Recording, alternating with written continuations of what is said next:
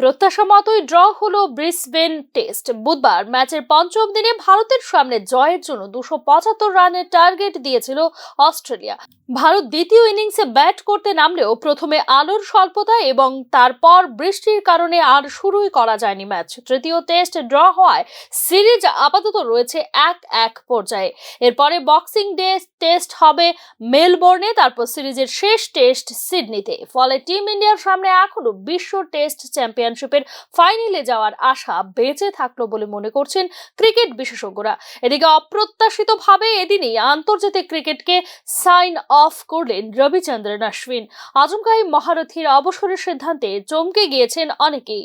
Brisbane টেস্টের শেষে ভারত অধিনায়ক রোহিত শর্মাকে পাশে বসিয়ে এই ঘোষণা করেছেন কিংবদন্তি স্পিনার। 2010 সালের জুনে টি-20 ম্যাচে ভারতের হয়ে অভিষেক হয় অশ্বিনের।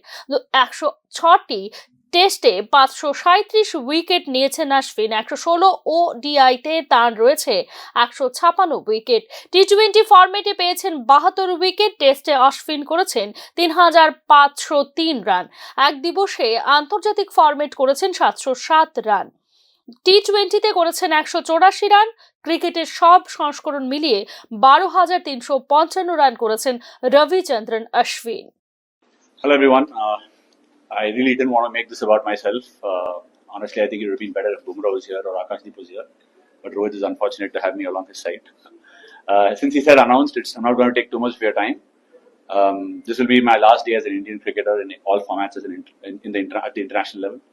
I do feel there's a bit of punch left in me as a cricketer, but I would like to expose and probably showcase that in club level cricket. But this will be the last day, and I've had a lot of fun. I must say I've created a lot of memories alongside Rohit and several of my other teammates, even though I've lost some of them over the last few years. We are the last bunch of